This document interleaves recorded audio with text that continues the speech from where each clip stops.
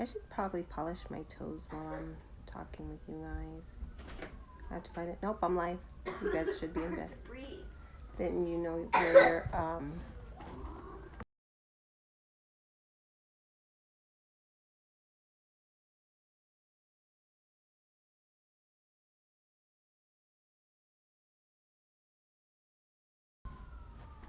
Hey, I'm back.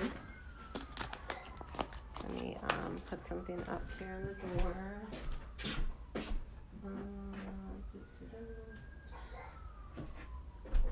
This.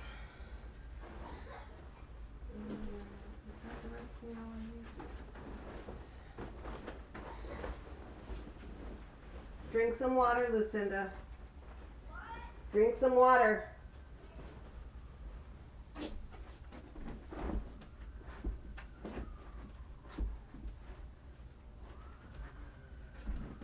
All right. So I got a request. Someone asked me, hi, whoever's there. Someone asked me more of my story. They wanted to find out more of my story. So I decided to come on live and explain to you guys more about me. So yeah, from the title, it says, where do I start? I was born and raised Catholic. I was born in 1976. In January, I will be 44 years old.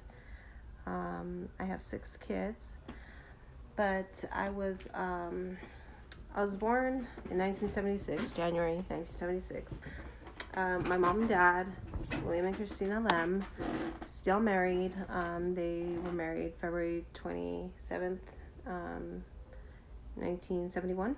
So they're going on 49 years married in February. So I will be 44 in January. And my parents, my dad is half Chinese, half Mexican. His father is from China and his mother is from Mexico. And my mom's side of the family, she's Mexican Spaniard. So I am basically 3/4 Mexican and 1/4 Chinese. I don't know my grandfather from my father's side. My grandfather passed away in 1934. My dad was about 3.5 years old. His mother passed away in 1970, I think either in 1970 or 1971, right before my parents got married. So I didn't know her either. My grandmother passed away about 5 years ago, I want to say. I don't know. It was in no, I'm sorry. She passed away 8 years ago in May. And then my maternal grandfather passed away a couple of years ago, I think. 3 years maybe, I want to say. Something like that. Anyway, my parents are Catholic. So when I was born, I was baptized in the Catholic religion.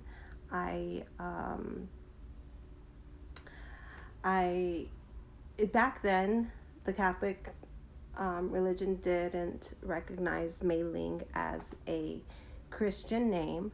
So my parents had to come up with a name in order for me to get baptized. Now, on my birth certificate, it's Mai-Ling Lem. It's my government name. So anybody want to know? Sorry, I'm dropping my lighting and everything. On my birth certificate, it's Mai-Ling Lem. But for my baptismal, they gave my Aunt Sissy, my mom's sister, gave me the name Bernadette. I needed to have a Christian name in order to be baptized. So my parents gave me, or my Tia Sissy gave my parents the name Bernadette after Saint Bernadette. And so that's what I was named when I got baptized. It's not on my birth certificate. It's only on my baptismal certificate. There was a point in time I did go by the name Bernadette. I was teased a lot when I was in school. I went to Catholic school from kindergarten to 6th grade. before I started school, I was always hanging out at the school because my mom worked there. She volunteered there. She was a secretary there. She did everything there at the school. And so I was always at the school with my mom. But I went to Catholic school from kindergarten to 6th grade. In 2nd grade, um, didn't, I still love and respect and everybody that I grew up with and I know and that taught me, whether they're priests or they're teachers or they're sisters or nuns or whatever they are. I still have nothing but the utmost respect for them. But hang on one second.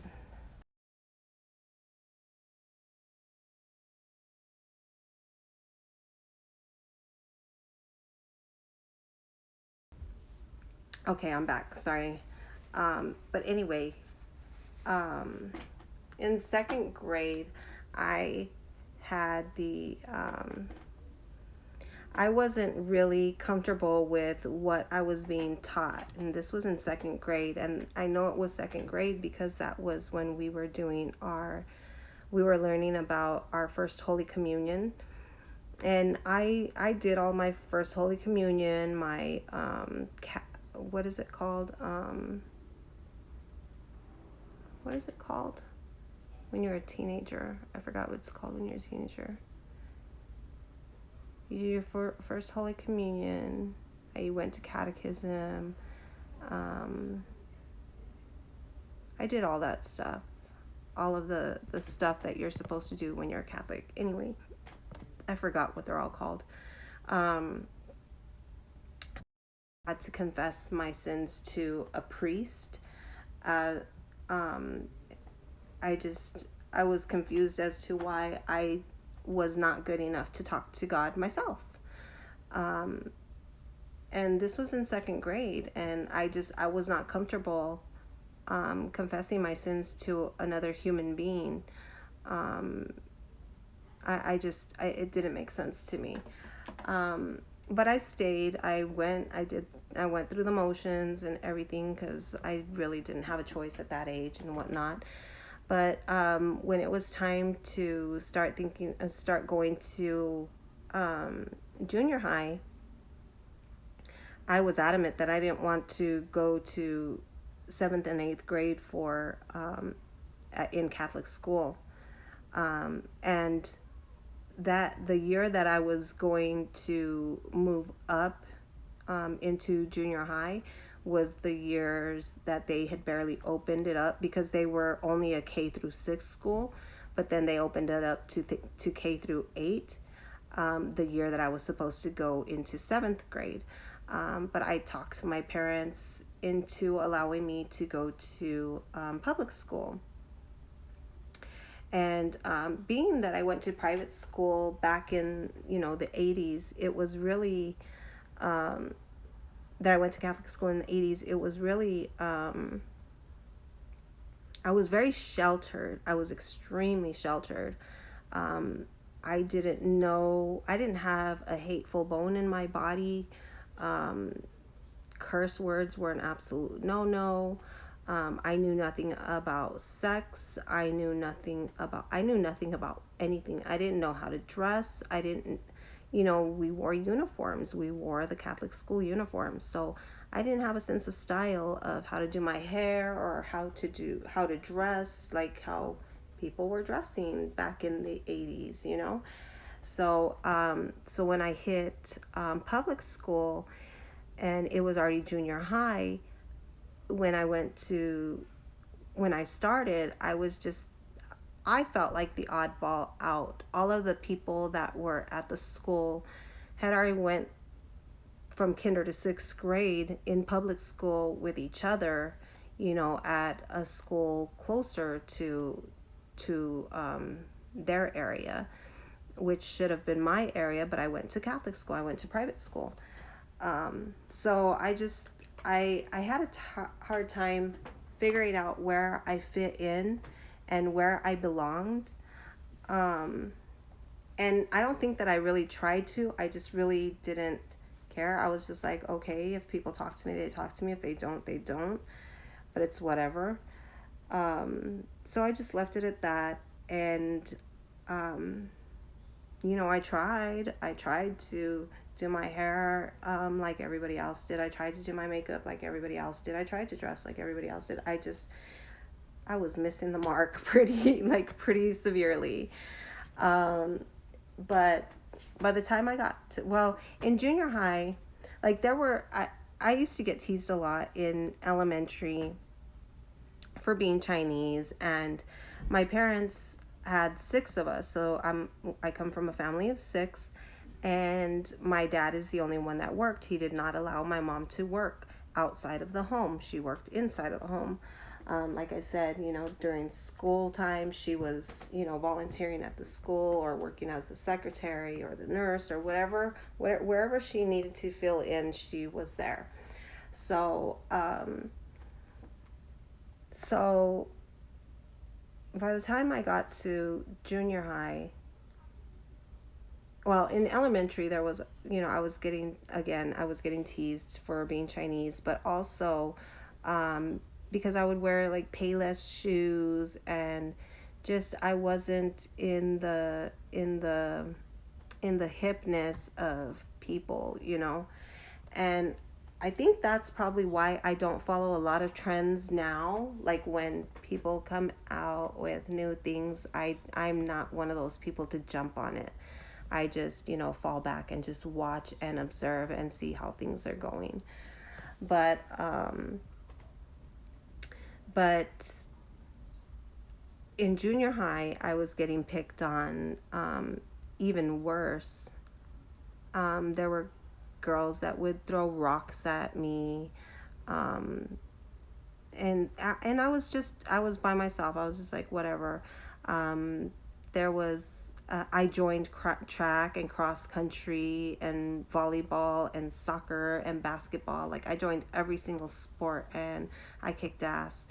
Um, and I had a lot of fun doing it. But I didn't know anything about relationships. I didn't know anything about feelings. I didn't know anything about, kissing and what it was like to date someone or anything like that. In elementary, I think in my fifth or sixth grade, there was a guy that asked me if I wanted to go with him, and I didn't know what he meant. There was a bakery that was across the street from our school, which is in South Tucson, and I thought that he wanted me to go to the bakery with him, but so when he asked me if I wanted to go with him, I told him, to where, to the bakery. I says, we can't go, we're gonna get in trouble, but later on I found out that he was asking me to be his girlfriend. I didn't know. But anyway, fast forward to junior high, there was I was by myself a lot, and even when I joined all the sports and whatnot, I would just kick it alone, and if somebody talked to me, they talked to me. If they didn't, they didn't. It was just whatever. I just always did my own thing. But there was this guy who I guess all the girls had a crush on him because he was cute, but I didn't know any of those emotions back then because I was so sheltered. But anyway, he came and he would sit and talk with me, and just get to know me, just chit chat and whatever. And we'd sit out there on the field until it was our turn to get up and, go run the relay or, do the high jump or whatever. But apparently these girls had a crush on him and they wanted his attention, but he was sitting there talking to me, giving me his attention, even though it was purely innocent and platonic. But they started throwing rocks at me, and they hit me in the head with some rocks and in the knees and whatever. And I didn't have a hateful bone in my body. I didn't know violence. I didn't know any of that. So I just brushed it off, and I was like, whatever. I didn't even take it as that they were being mean to me. Then I get into high school. I started high school in 1990, went to Desert View, Southside High School, Jaguar Pride. That year, my freshman year, I still I was learning how to dress and whatnot, X, Y, and Z. Um, and same thing happened at Desert View that happened in junior high. There was this guy in my science class that this chick liked, and we all were at the same lab table together on a daily basis. That was our seating arrangement. And she was getting upset because he was talking to me and conversing with me on a daily basis and not really paying the attention to her that she wanted. And so I started feeling the tension. At that point, I was like, okay, I think this girl wants to fight me. I don't know what in my mind clicked or whatever that she wanted to fight me, but I was like, yeah, she wants to fight. And so one day I came to school prepared. I had my hair up in a ponytail because I was just for sure that she wanted to fight. And so I didn't even weigh 100 pounds at that time, you guys. I think I was probably weighing maybe 80 pounds, if that. I was so small. I didn't weigh 100 pounds till my junior year of high school. But anyway, this girl, she was a good 3 times my size. She was really big. She was from Panama. She was Panamanian. She was really, really big. Our size difference, it was a massive size difference. But anyway, that morning I went into the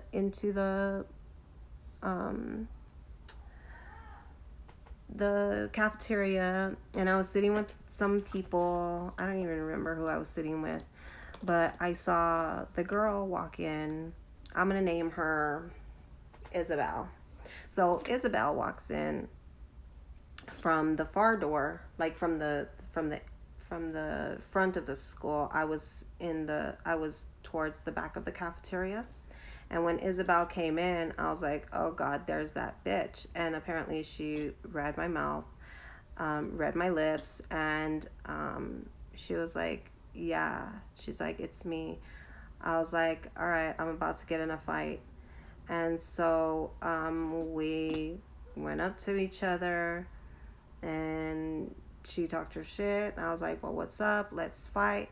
And she said, hold on, let me take off my jacket. I'm like, there's no pausing. Like, I grew up watching boxing, and when the bell rings, you better be ready to fight. So as she was taking off her jacket, I just started swinging and just tagging her. And I had my hair was long back then too, and I had it up and I had it in a ponytail. She grabbed me by my ponytail, and she didn't hit me, but she did grab me by my ponytail. And she had pretty good control of my ponytail and of my head and of my body. But every chance that I could get, I was just tagging her with my fist to the face.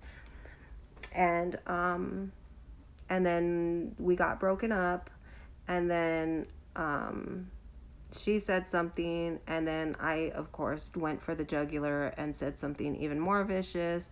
And then the girls who broke up the fight, they're like, ooh, them's his fighting words. And so we went at it again, and I'm there, just pop, pop, pop, just tagging the bitch.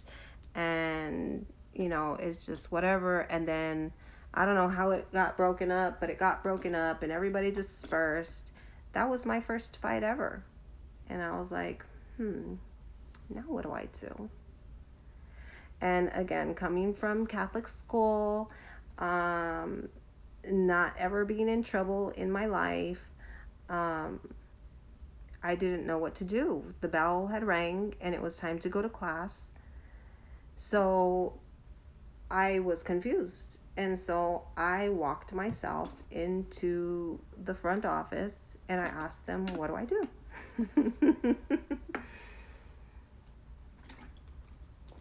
And they're like, you need to go to class. I was like, okay, but I just got in a fight. Aren't I supposed to be in trouble? Like, isn't that like the way that things work? So they're like, did a teacher or a staff member or somebody bring you in here?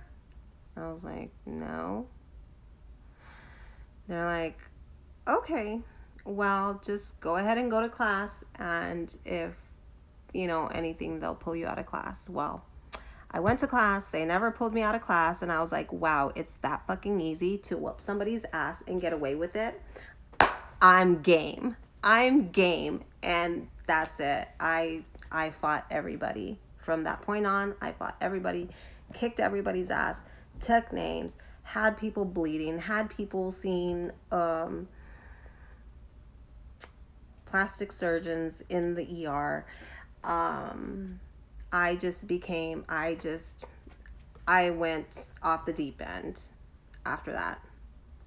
I just fought everybody. I became invincible. I became ruthless. I was bad after that. I became very bad. I started fighting. I started mouthing off. I started ditching. I started smoking weed. I ran away from home. And by 17 years old, I got shot. So, I mean, there's, at least 21 minutes of my life from time I was born till my first fight. Hope you enjoyed it. I'm going to click off now. Just put a candy in my mouth. But anyway, whoever's watching, thanks for watching. Talk to y'all soon.